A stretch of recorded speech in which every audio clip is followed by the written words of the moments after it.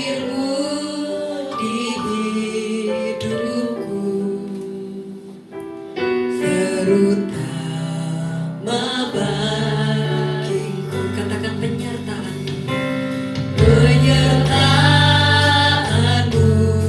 Tuhan, segalanya bagiku. Hadirmu di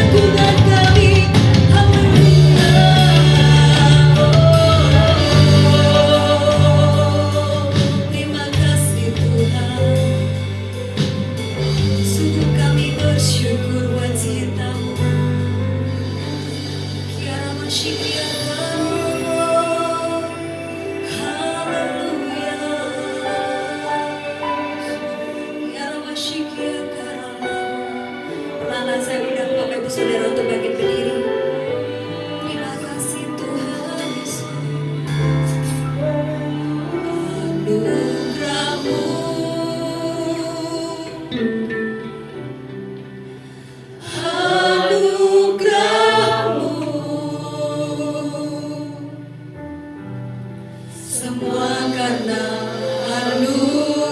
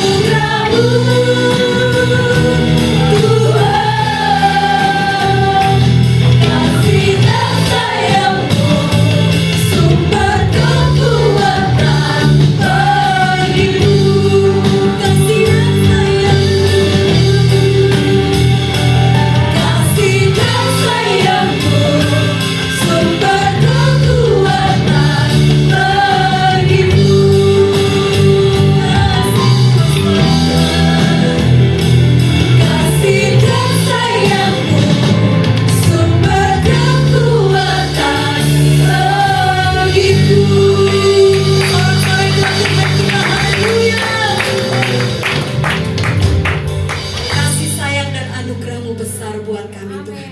Anugerah-Mu limpah sempurna buat hidup kami. Terima kasih Bapa, kami siap bersorak-sorai bagi nama-Mu. Dalam nama Yesus sama-sama kita katakan amin. Sorak-sorai buat Tuhan kita. Haleluya. Sebab kami percaya Allah yang menyertai kami sepanjang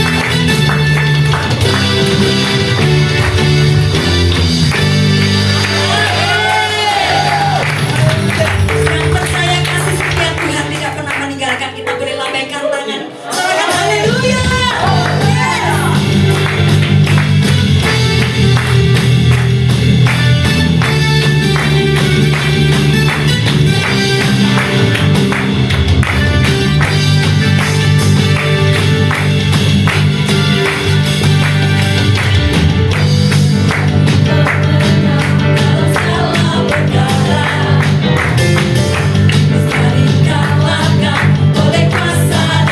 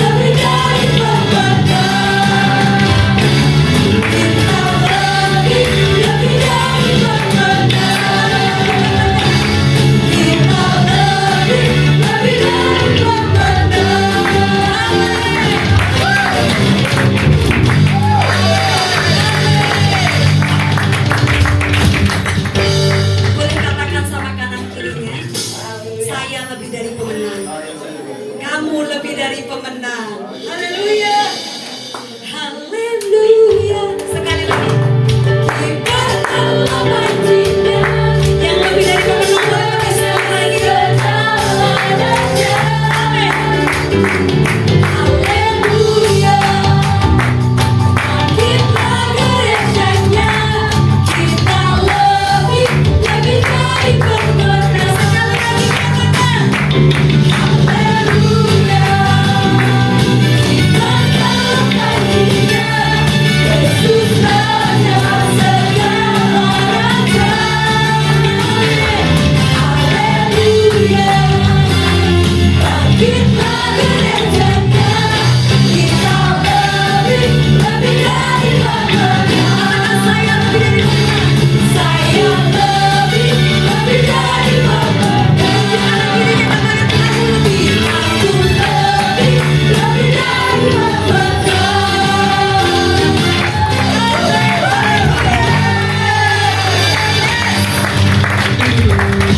Percaya kita semua lebih dari pemenang. Amin. Amin. Kita mau siapkan hati kita. Silakan Bapak Ibu Saudara duduk kembali. Kita mau mendengarkan firman Tuhan pagi hari ini. Biarlah firman yang kita dengar boleh menguatkan kita menjadi rema dalam hidup kita sehari-hari. Terima kasih Tuhan Yesus. Kami akui bahwa kuasa-Mu tidak terbatas Tuhan kami. Lebih dari segala yang kami inginkan Tuhan. Lebih dari segala yang kami miliki, Engkau di atas segalanya. Terima kasih Tuhan Yesus. Terima kasih. Ku kagumi caramu mencintaiku. Kau ada di cerita proses hidupku.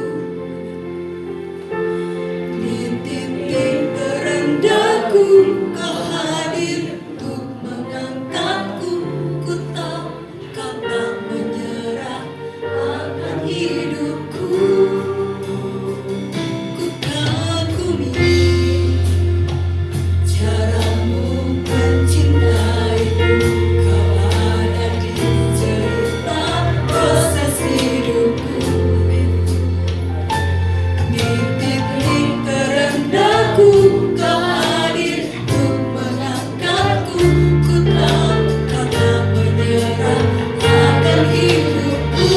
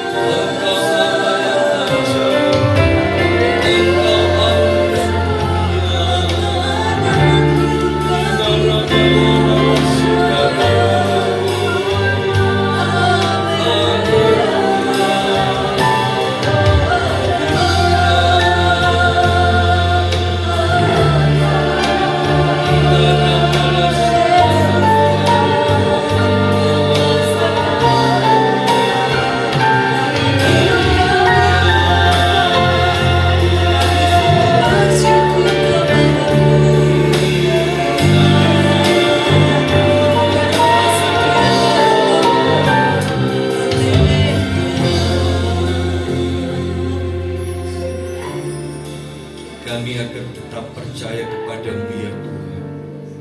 Di dalam setiap segala musim di dalam kehidupan kami, kami tetap percaya Kau selalu menyertai kami. Sekalipun di dalam perjalanan kami menghadapi padang belantara, menghadapi gunung-gunung, kami tetap percaya Tuhan selalu menyertai kami. Terima kasih Bapa, terima kasih. Sebentar kami akan mendengar firman-Mu. Kau urapi kami semua, urapi hamba-Mu, supaya kebenaran firman-Mu boleh menjadi berkat, nasihat, teguran bagi kami, sehingga firman-Mu memulihkan keadaan kami. Terima kasih Bapa, terima kasih. Kami sambut firman-Mu hanya di dalam nama Tuhan Yesus Kristus. Semua siap katakan amin. Silakan duduk saudara.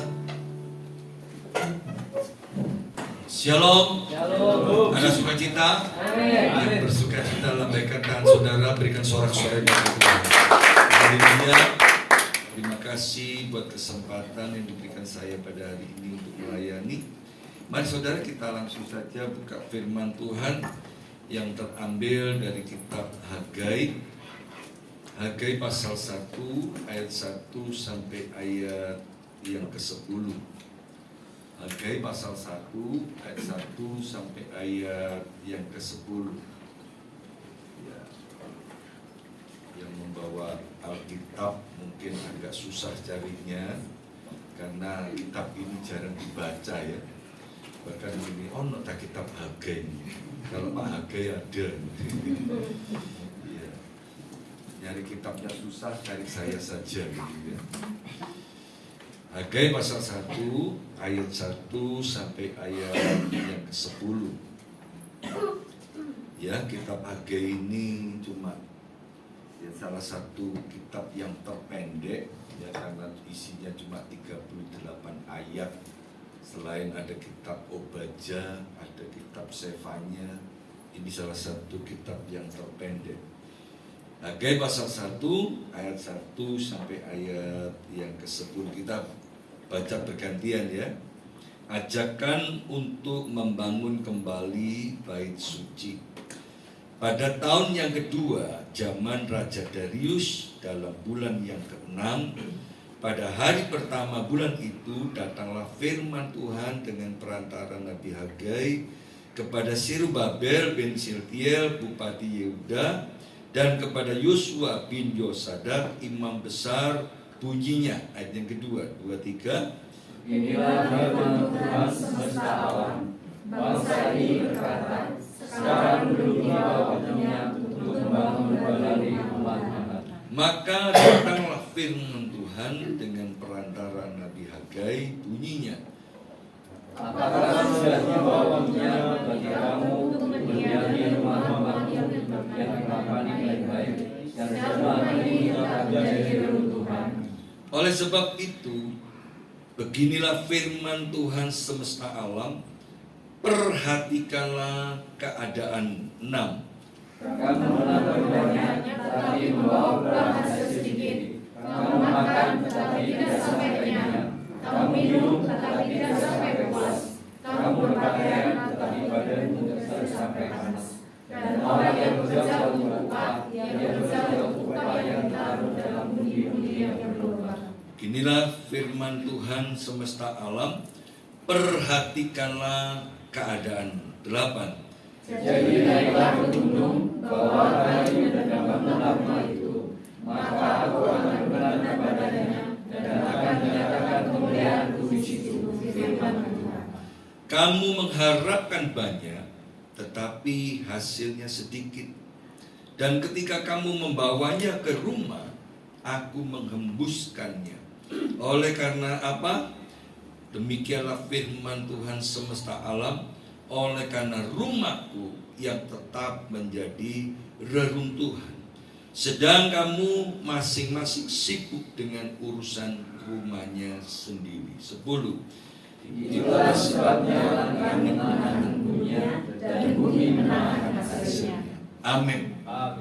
Saudara, firman Tuhan di dalam kitab Hagai ini adalah satu kitab yang membawa satu himbauan atau kitab nasihat bagaimana bangsa Israel itu meninggalkan Tuhan. Bahkan mereka ini cuma sibuk dengan aktivitas kegiatannya sendiri, sedangkan rumah Tuhan pada waktu itu yang menjadi reruntuhan. Artinya bait Allah itu tidak dibangun. Mereka cuma membangun rumahnya sendiri-sendiri, memapaninya dengan baik. Sedangkan rumah Allah pada waktu itu yang tetap menjadi reruntuhan. Dikatakan mereka sibuk membangun rumahnya sendiri, walaupun ya ini berbicara di dalam pekerjaan mereka ini sepertinya mereka ini membawa pundi-pundi yang berlobang, membawa kantong yang bocor, membawa kantong yang bocor. Nah saudara, yang perlu saya sampaikan saudara di dalam kitab Hagai ini adalah satu ajakan bagaimana Allah ingin menjalin kembali hubungan dengan umatnya. Allah itu ingin sekali membangun hubungan dengan umatnya. Umatnya otomatis umat yang berdosa. Ketika Adam dan Hawa jatuh di dalam dosa, yang mencari itu bukan Adam kepada Allah, tetapi Allah yang mencari Adam. Adam, Adam, di manakah engkau? Allah itu selalu ingin mencari, menjalin hubungan supaya manusia itu tidak jatuh di dalam dosa. Karena ketika orang itu, manusia itu jauh daripada Tuhan, pasti mereka tidak punya hubungan dengan Tuhan. Ketika Kain dan Habil ya toh, juga sama. Bagaimana Kain membunuh Habil, ini juga berbicara tentang hubungan. Timbul iri hati, kemudian Kain membunuh Habil. Allah mencari, ya, di mana Habil adikmu? Bukan Allah tidak tahu saudara, tetapi bagaimana supaya Kain ini kembali bertobat, kembali bertobat. Daud ketika juga jatuh di dalam dosa, melalui Nabi Nathan, Allah berfirman ya kepada Daud, supaya apa? Supaya Daud kembali. Nah saudara, berapa banyak di dalam kehidupan kita pun Allah itu ingin supaya kita menjalin hubungan kembali dengan Tuhan. Ya. Saudara, memang dengan berbagai macam cara, ya memang kalau saya perhatikan dampak daripada COVID ini sampai hari ini masih tidak bisa menormalkan ya 100%. Bahkan yang sudah umur-umur, bahkan yang juga yang anak-anak muda pun ya banyak yang wis lebih enak ibadah online naik, gampang ya. Memang ibadah online kan paling gampang saudara ya. Tetapi yang lebih yang Tuhan inginkan adalah onset kita bersama dengan Tuhan, yaitu saudara. Kalau kita online pastikan tidak bisa nikmat ya. Kalau saya ngomong itu ibadah sambilan, sambil masak, sambil tidur, sambil makan, ya itu namanya ibadah sambilan. Nah saudara, yang menjadi satu pertanyaan melalui bacaan ini, mengapa Allah itu ingin menjalin hubungan kembali dengan umatnya? Kita baca kembali ya di dalam ayat yang kedua sampai ayat yang keempat. Di sini dikatakan demikian. Beginilah firman Tuhan semesta alam.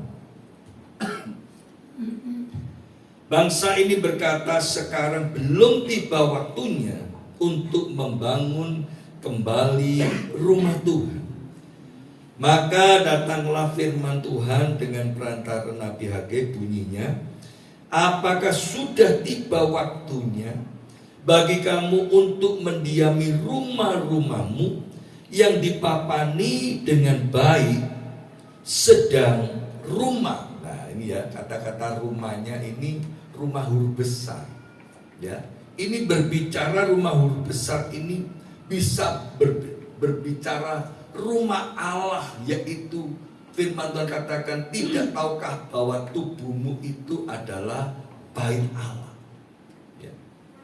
Ada rumah Allah yang berbicara tentang gereja, ada rumah Allah yang berbicara tentang rumah tangga, ada rumah Allah yang secara pribadi, yaitu tubuh kita sendiri. Rumah ini yang tetap menjadi reruntuhan. Nah saudara, mengapa Allah ini ingin menjalin hubungan dengan umatnya? Supaya umatnya ini, rumahnya, rumah Allah ini tidak menjadi reruntuhan. Artinya hidup kita ini tidak menjadi batu sandungan. Karena kita hanya mementingkan diri kita sendiri. Ya. Ada orang yang sudah jatuh di dalam dosa, tidak mau bertobat, malah mementingkan diri sendiri. Ya, saya punya teman yang dulu ya termasuk nyawa sambungan, karena dulu mau mati nggak jadi, ya. Kena demam berdarah mau mati nggak jadi, akhirnya ya Tuhan beri kesempatan dia melayani sejak muda. Ya saya bimbing sampai menjadi gembala sidang, jatuh di dalam dosa. Ya, jatuh di dalam dosa, diperingati susah. Sedangkan dikatakan rumahnya ini menjadi reruntuhan.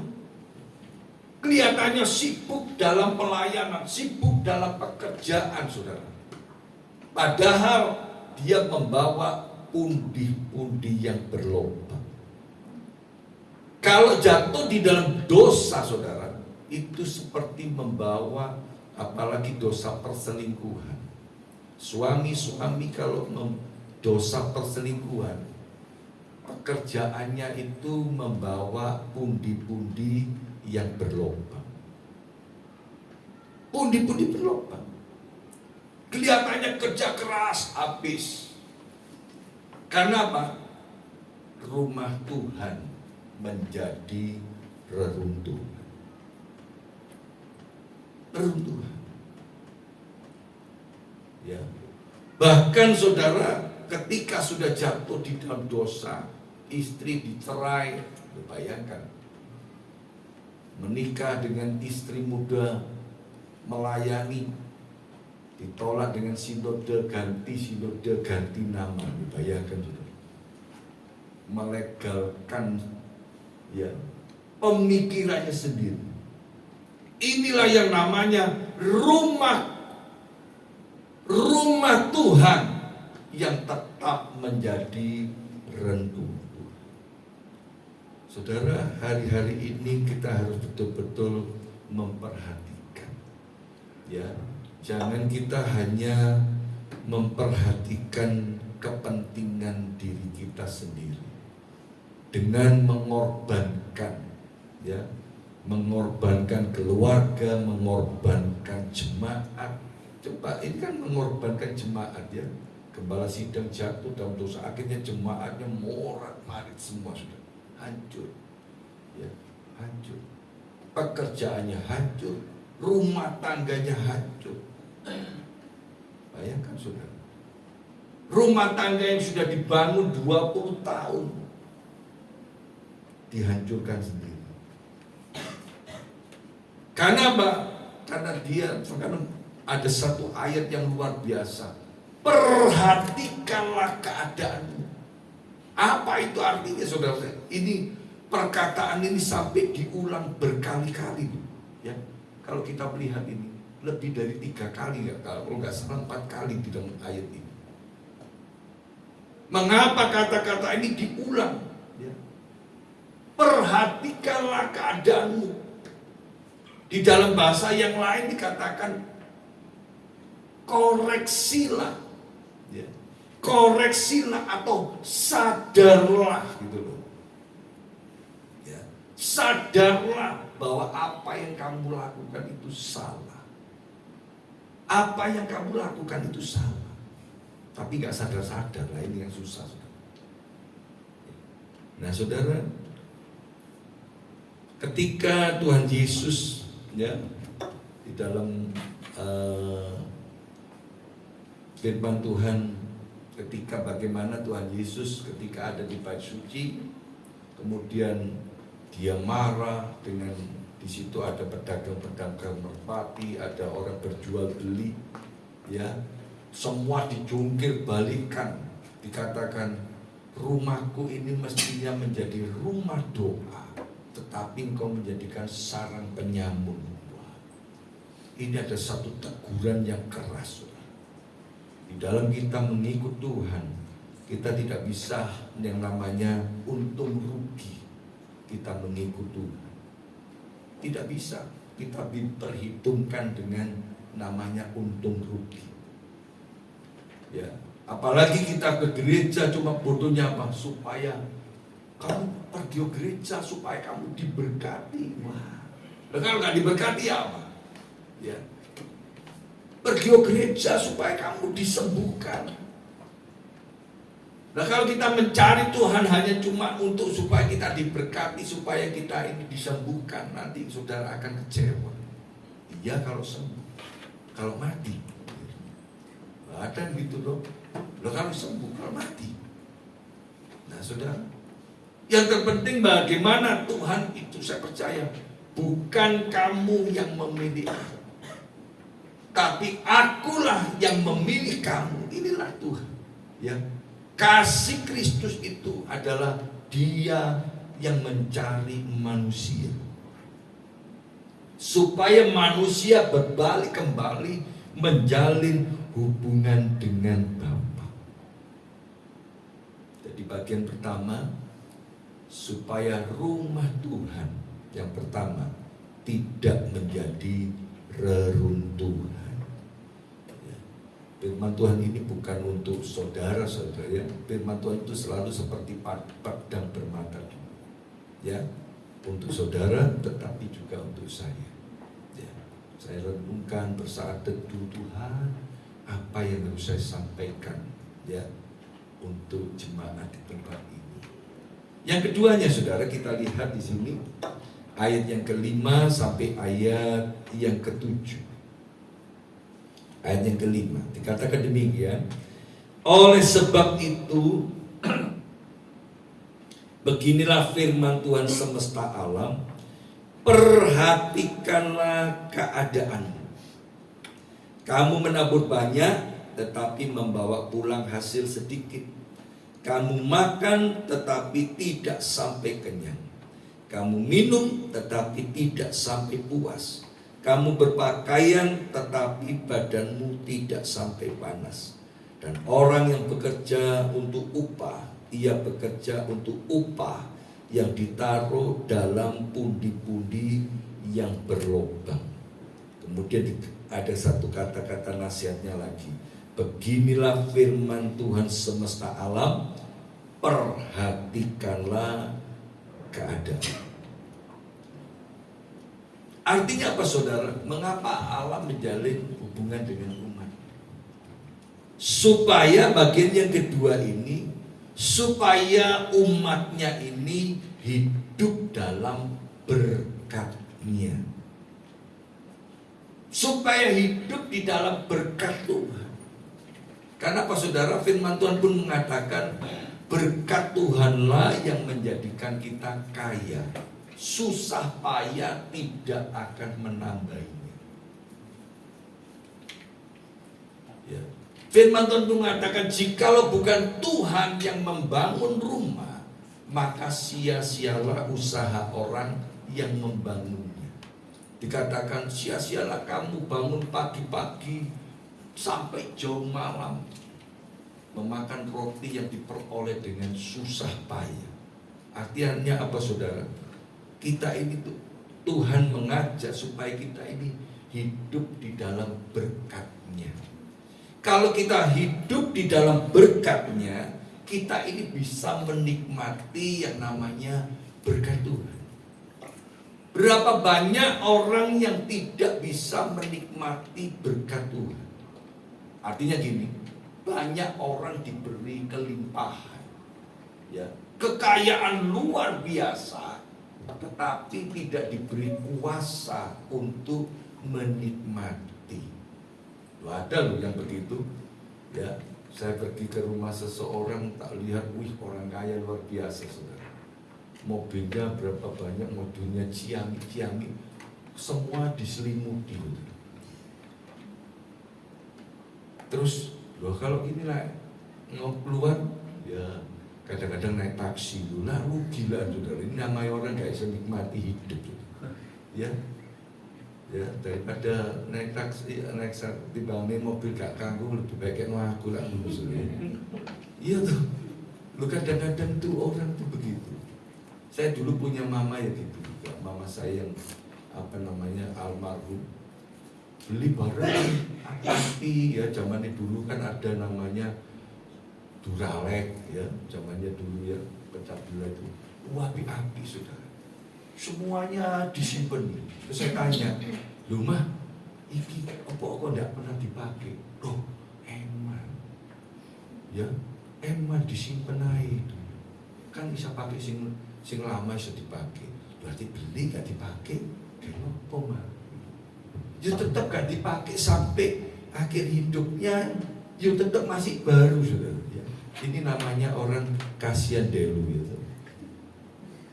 Coba saudara ya, kalau dipikir-pikir lo ya, dipikir-pikir, lo orang memang Alkitab aja, gak percaya kita baca aja ya. Khotbah pasal yang ke-6 ayat 1 sampai ayat yang kedua. Kita harus menyadari di dalam kehidupan ini ya. Khotbah pasal yang ke-6 ayat 1 sampai ayat yang kedua. Ayo baca bersama-sama, 2, 3. Ada suatu kemalahan yang telah kulihat di bawah matahari, yang sangat menekan manusia. Terus, orang yang dikaruniai Allah kekayaan, harta benda, dan kemuliaan, sehingga ia tidak kekurangan suatu pun yang diingininya.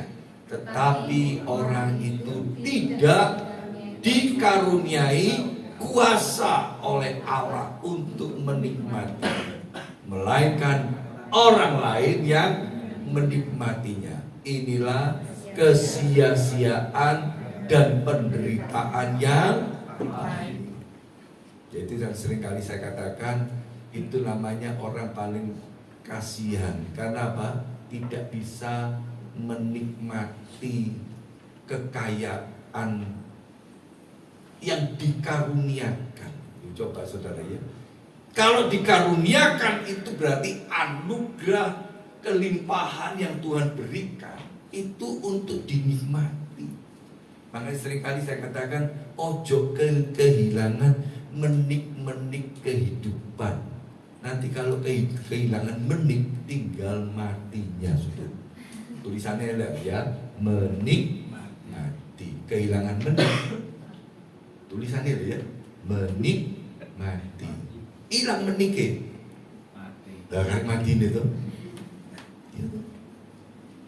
Menik ini menikmati. Bagaimana Tuhan mengaruniakan, ya, nikmati, ya, kelimpahan, kekayaan, ya. Saya sendiri pun mulai menyadari saudara ya, semakin bertambahnya usia ini, semakin kita harus memahami. Jangan cuma nguber duit, dok saudara ya. Berapa banyak orang cuma ngejar duit, dok, tapi gak iso nikmati, ya, gak iso nikmati. Ayo kita ini belajar, ya, menikmati. Di dalam rumah tangga pun demikian. Suami dengan istri tidak bisa menikmati yang namanya kebahagiaan. Padahal apa? Suami istri adalah kekayaan yang Tuhan sudah berikan, dikaruniakan untuk menikmati bersama. Tapi berapa banyak Semakin bertambahnya usia, ya, semakin podo baweli, semakin podo cereweti, isine mek tukaran tuh. Tambah tuwek, tambah tukaran terus. Nanti anaknya wis menikah situ, papai melu anak pertama, mama melu anak kedua. Nah, ini namanya orang tidak bisa menikmati hidup. Ya. Coba saudara, itu banyak. Ya, banyak yang saya lihat saudara. Sebetulnya bertambahnya usia itu semakin hubungan antara suami istri itu semakin indah. Ya, semakin indah. Saya punya teman, ya, dia katakan, waduh Pak, biar aku tidak bojoku kita sia-sia, ya, tidak pernah diperhatikan, ya, disia-sia.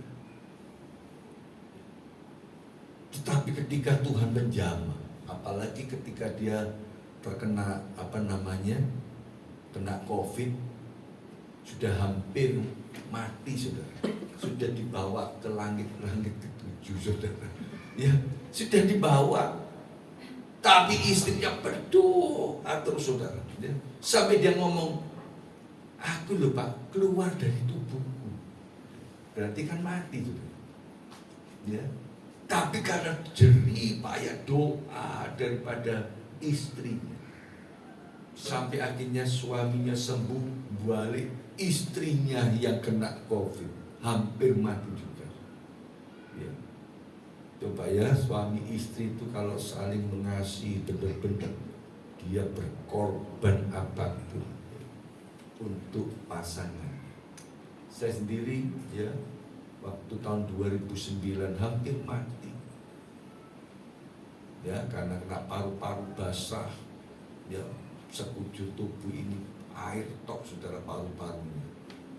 Istri saya yang terus mendampingi saya, ya, tidur di samping saya, walaupun ini saya benerin nular saudara. Ya, itulah namanya pasangan itu, sesuai dengan janjinya, baik suka maupun duka, dalam kelimpahan maupun dalam kekurangan. Aku mengasihi seperti diriku sendiri, seperti Kristus mengasihi jemaat. Berapa tahun? Lali kabeh gitu. Mengasihi jemaat berapa tahun? Lali. Mengasihi jemaat 10 tahun. Itu nanti kok kawin kontrakan saudara, ya, 10 tahun. Kan mengasihi jemaat seumur hidup. Ya, makanya saya kalau melayani itu saya ngomong, kalau ngomong sih mantep, ojo ngawang ngomong, ya, ojo cuma tetet lali. Berapa banyak orang ketika ribut, ya, saya iling loh, dulu kamu janji apa, sumpah janji ini kamu bagaimana? Loh itulah dulu Pak, loh dulu sekarang beda loh saudara. Coba ya. Aku mengasihi seperti Kristus mengasihi jemaat, seperti diriku sendiri. Kristus mengasihi jemaat, dia rela berkorban sampai mati di atas kayu salib. Wah, ya. Saya masih ingat saudara, waktu saya napasnya bukan Senin Kemis, karena Senin tok saudara. Tapi istri mendampingi, ya. Mendampingi, saudara. Itulah yang memberi kesempatan saya hidup sampai hari ini. Dan puji Tuhan, Tuhan normalkan kembali. Walaupun paru-paru ini masih ada bekas, ya, tapi puji Tuhan tetap sehat, puji Tuhan sampai hari ini, ya. Semua karena kasih karunia. Makanya kita ini harus memiliki kuasa. Kalau Tuhan mengaruniakan berkat bagi kita, kita juga minta kuasa untuk menikmati. Jangan sampai orang lain yang menikmati. Ya, berapa banyak orang yang seperti itu, tidak bisa menikmati hidup semuanya. Bahkan ada seorang suami, karena egoisnya saudara, berumah tangga, sampai tabungan aja istri tidak tahu. Akhirnya waktu mati bingung. Ini nomor piro garu, gitu. Lu sampai seperti itu loh, saudara. Waktu mati gak tahu. Terus sing nikmati ku sopo, saudara. Inilah namanya, ya kalau orang nggak bisa menikmati hidup itu yang namanya kasihan delu, ya itu, saudara. Kan kasihan ya. Menimbun hidupnya susah bekerja tapi nggak pernah menikmati. Kita lihat lagi ya. Jadi Tuhan itu sangat-sangat memperhatikan umatnya di dalam kesusahan, kesulitan hidup. Jangan sampai kita ini membawa yang namanya pundi-pundi yang berlobang. Ya. Kalau membawa pundi-pundi yang berlobang, harus pundi-pundinya dijahit atau diganti, ya kan sama itu, bawa kantong bocor, ya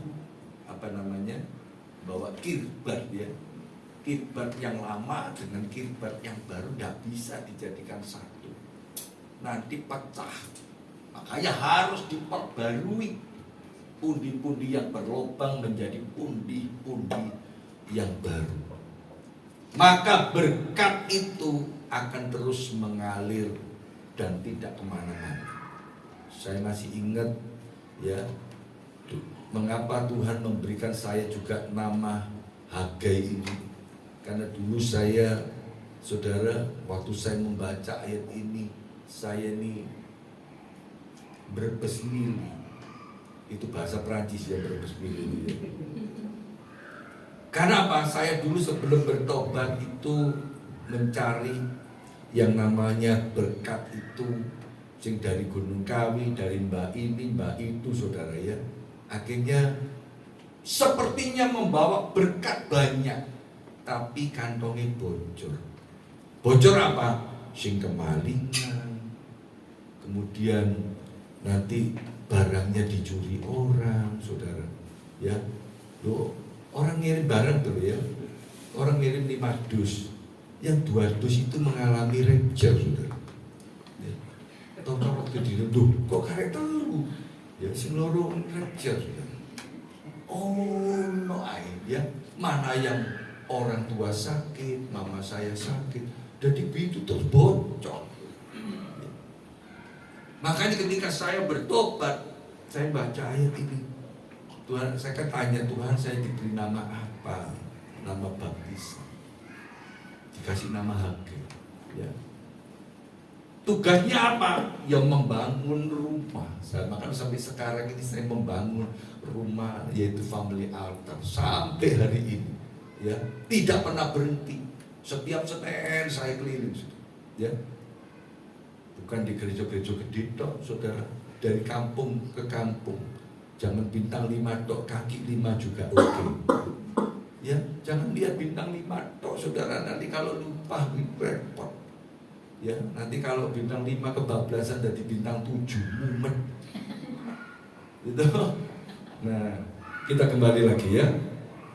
Bagian yang selanjutnya. Nah, ini yang jadi berkat ya, ayat yang ke-8, saudara ya. Ayat yang ke-8. Jadi naiklah ke gunung, bawalah kayu dan bangunlah rumah itu. Maka aku akan berkenan kepadanya dan aku akan menyatakan kemuliaanku di situ, firman Tuhan. Bagian yang ketiganya, supaya umatnya ini berkenan di hadapan Tuhan. Dengan cara apa tadi katakan? Naiklah ke gunung. Berarti bukan ke lereng gunung. Naiklah ke gunung berarti ke atas. Ya. Bawalah kayu, bangun hubungan kembali. Bangunlah rumah itu. Rumahnya huruf besar lagi tuh. Ya. Maka aku akan berkenan. Ketika kita membangun kembali hubungan kita dengan Tuhan, maka hidup kita ini berkenan di hadapan Tuhan. Ya, dulu mungkin kita ini istilahnya begini, dulu kita ini mungkin sampah masyarakat. Saya pernah melayani di satu gereja kecil, ya, waktu saya nyampaikan firman Tuhan tentang api Musa menyala di tengah-tengah semak belukar. Bukan api Musa menyala di istana, tetapi menyala di semak belukar. Saya gambarkan itu mungkin anak-anak kita sebagai mungkin saking nakalnya dikatakan sampah masyarakat. Tetapi ketika kita sebagai orang tua, kalau mungkin suami yang menjadi sampah masyarakat, istri yang menjadi pendoa untuk suaminya, saya percaya ketika kita Tuhan menjamah dan dia berbalik kepada Tuhan, dikatakan api Musa itu menyala. Roh Tuhan akan menyinari dan dikatakan dan kita hidup berkenan di hadapan Tuhan. Ketika saya menyampaikan itu, ibu itu menangis, saudara. Tak pikir ngapain duduk sambil nangis. Kemudian saya adakan altar call, ibu itu maju duluan, saudara. Dia katakan, Pak, Bapak tadi menyampaikan itu seperti Tuhan menasehati saya, Pak. Anak saya sekarang ada di penjara, Pak, karena nakalnya, saudara. Ya. Dan setelah 2 tahun kemudian saya datang lagi ke gereja itu untuk melayani. Dia katakan, Pak Ge masih ingat, Pak, dulu saya didoakan anak saya yang sampah masyarakat, sekarang dia sudah terima Tuhan Yesus, sekarang dia sudah rajin ke gereja. Puji Tuhan. Ya, inilah doa seorang ibu, doa orang tua untuk anaknya. Supaya apa tadi dikatakan? Allah ingin menjalin hubungan supaya umatnya ini hidupnya berkenan. Punya iman yang berkenan. Punya hidup karakter yang juga berkenan di hadapan Tuhan. Ya, jadi Tuhan ingin, bahkan dikatakan Tuhan akan menyatakan kemuliaannya. Coba kita lihat, ya, hasil daripada kita membawa kayu tadi, ya, ke atas gunung. Ini hasilnya. Hagai pasal yang kedua, ayat yang ke-10-nya, ayat yang ke-10. Ini adalah hasilnya, ayat yang ke-10-nya, ya. Ayat yang ke-10. Hagai pasal 2 ayat yang ke-10. Ayat baca bersama-sama. 2, 3. Adapun rumah ini kemegahannya yang kemudian akan melebihi kemegahan yang semula. Firman Tuhan semesta alam, dan di tempat ini aku akan memberi damai sejahtera. Demikianlah firman Tuhan semesta alam. Ya. Jadi ketika kita menjalin hubungan dengan Tuhan, kita ini hidupnya berkenan, iman berkenan, sampai akhirnya dikatakan kemegahannya yang kemudian, ya, artinya masa depannya, ya, melebihi daripada yang lalu. Firman Tuhan semesta alam. Bahkan dikatakan bonusnya Tuhan memberi damai sejahtera. Dan kita lihat lagi sekarang bagian yang terakhir, ayat 9 sampai ayat yang ke-10-nya. Kamu mengharapkan banyak, tetapi hasilnya sedikit. Dan ketika kamu membawanya ke rumah, aku menghembuskannya. Oleh karena apa? Demikianlah firman Tuhan semesta alam. Oleh karena rumahku yang tetap menjadi reruntuhan, sedang kamu masing-masing sibuk dengan urusan rumahnya sendiri. Itulah sebabnya langit menahan embunnya dan bumi menahan hasilnya. Ini bagian yang terakhir. Bagian yang terakhir supaya umatnya mengandalkan Tuhan. Ya. Tadi katakan engkau mengharapkan banyak, tapi hasilnya sedikit. Waktu membawanya pulang, tengah jalan Tuhan menghembuskannya. Ya, dihembuskan. Bukan Tuhan toh saudara, karena kita tidak punya hubungan dengan Tuhan. Itu begini, kalau orang tidak punya hubungan dengan Tuhan, tidak ada pagar perlindungannya. Ya. Berkat-berkat anugerah yang Tuhan berikan itu perlu dipagari dengan pagar perlindungan Tuhan. Supaya apa? Tadi katakan supaya tidak dihembuskan. Ya. Karena apa dikatakan kamu masing-masing sibuk dengan urusan rumahnya sendiri.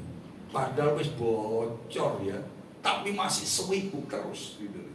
Mengandalkan kekuatannya. Nah, pada pagi hari ini kita diajarkan, mari kita mengandalkan Tuhan.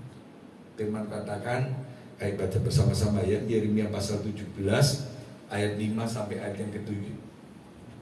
Yeremia pasal yang ke-17 ayat yang ke-5 sampai ayat yang ke-7.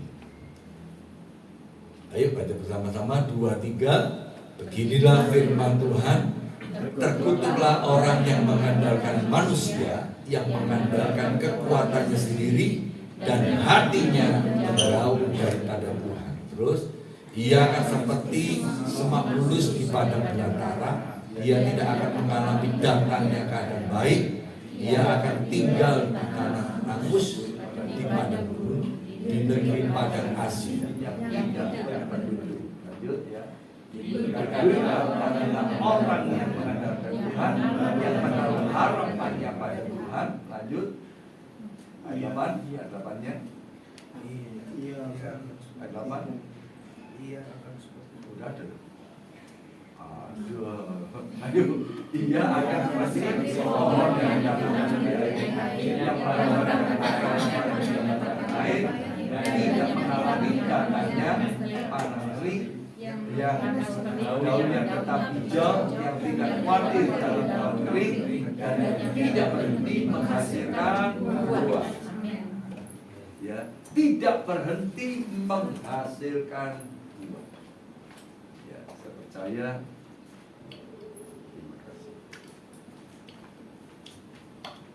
Ya, saya percaya saudara, ketika kita mengandalkan Tuhan, itu seperti katakan kita seperti pohon ditanam di tepi aliran air. Saya percaya kalau ada aliran air, pasti namanya pohon itu mengalami kehidupan. Sama pohon hidup kita ini. Ketika kita ditanam di tepi, bukan di tepi ya, ada air yang firman Tuhan katakan, air yang kuberikan akan menjadi mata air di dalam dirimu. Air ini apa? Air kehidupan yang Yesus berikan kepada kita menjadi mata air. Kalau ada mata air berarti ada sumber. Ya. Ada sumber yang ada dalam hidup kita sehingga pohon kehidupan kita ini tidak akan pernah berhenti menghasilkan buah. Istimewa apa? Buah-buah karakter yang baik yang terus ada di dalam kehidupan kita. Ya, ini aja firman Tuhan yang perlu saya sampaikan, dan biarlah boleh menjadi berkat. Mari kita, ya saya minta pemain musik kembali dan worship leader, kita masuk di dalam hadirat Tuhan. Mari kita menjalin hubungan kita dengan Tuhan dengan sungguh-sungguh sehingga berkat-berkat Tuhan selalu mengalir di dalam kehidupan kita.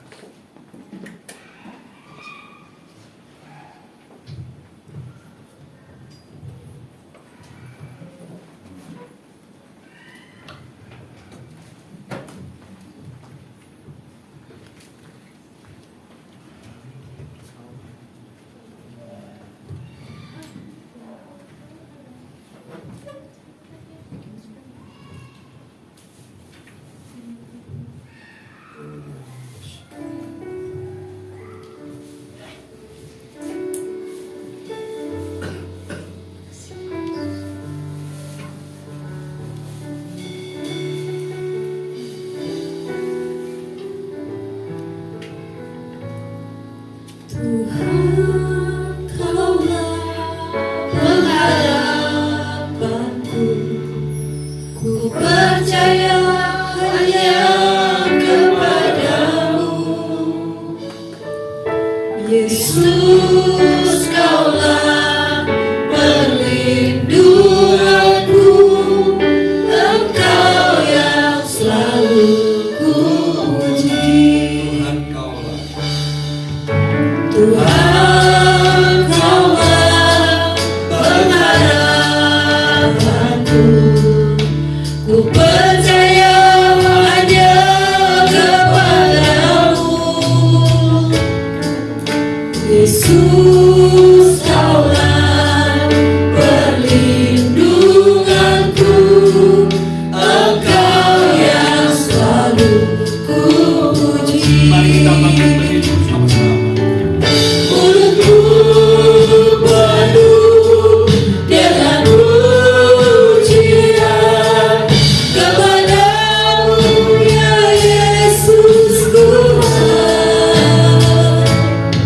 Sepanjang hari ku beri penghormatan kepadamu, ya Allahku. Dengan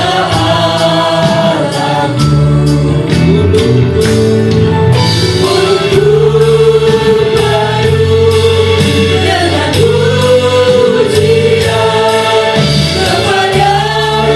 ya Yesus Tuhan. Sepanjang hari ku beri penghormatan kepadamu, ya Allah.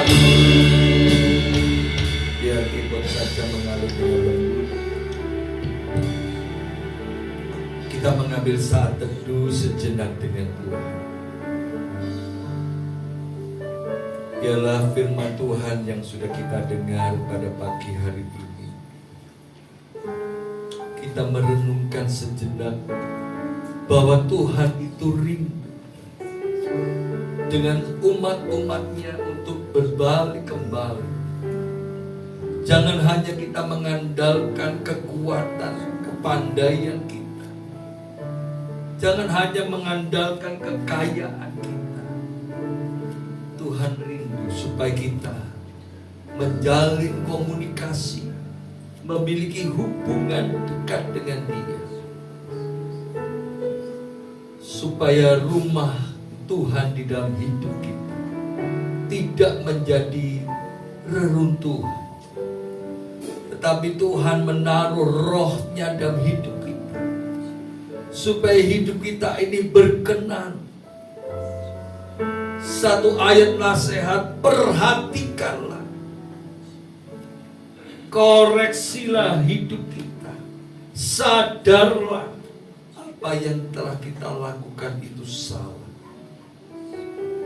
Dalam pada pagi hari ini kita menyadari, karena Tuhan rindu supaya umatnya ini hidup di dalam berkat-Nya, tidak membawa kembali pundi-pundi yang berlobang, tetapi membawa kirbat yang baru, membawa kantong yang baru, sehingga berkat itu tidak bocor, pundi-pundi itu tidak berlubang, dan hidup kita ini berkenan di hadapan-Nya.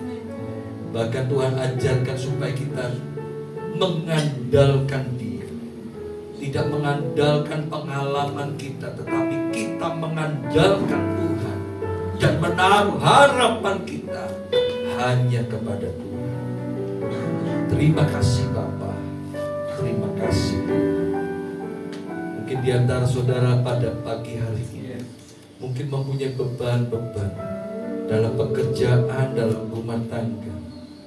Kalau saudara rindu didoakan, saudara boleh angkat tangan kananmu, taruhlah tangan kiri di dadamu. Tuhan, Engkau tahu setiap tangan-tangan yang terangkat. Dengan hati yang percaya, bukan satu kebetulan firman telah mereka dengar, tapi kami percaya Tuhan, Engkau mencari supaya kami berbalik kembali kepadamu. Dan kami boleh saat ini Tuhan membawa hidup kami naik ke gunung, membawa kayu, dan membangun kembali hubungan kami dengan Engkau, Tuhan. Dan kami percaya, Tuhan, Engkau akan menyatakan kemuliaan-Mu dalam rumah tangga, dalam pekerjaan. Kami percaya, Tuhan, Kau nyatakan kuasa dan kasih-Mu, sehingga mereka benar-benar menikmati kebersamaan dengan Engkau. Terima kasih Bapa, terima kasih Tuhan. Segala kebesaran kemuliaan bagi-Mu dalam nama Tuhan Yesus. Semua diberkati, katakan amin. Ya, sorak-sorai bagi Tuhan. Silakan duduk.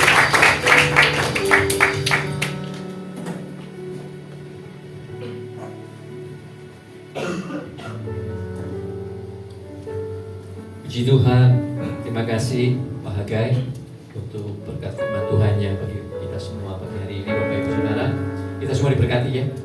Amin. Puji Tuhan. Iya. Amin. Terima kasih Pak Hagai. Mari kita bagi berdiri, kita nyanyikan sekali lagi lagu itu yang barusan dinyanyikan, dan kemudian kita akan masuk dalam doa berkat. Mulutku penuh dengan pujian. Dengan pujian kepadamu ya Yesus Tuhan, panjang hari diberi penghormatan kepadamu ya Allahku. Sekali lagi, mulutku penuh dengan pujian. Mulutku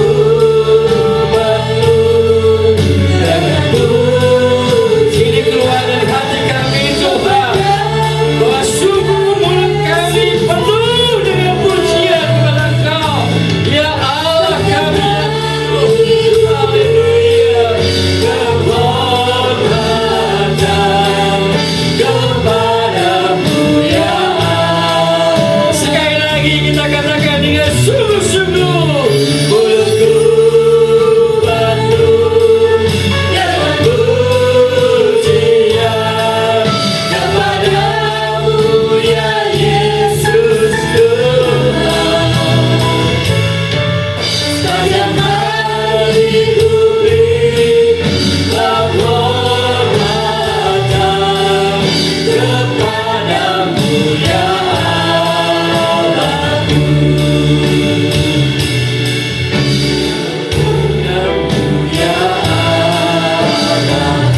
Kepadamu ya Allah, Kepadamu ya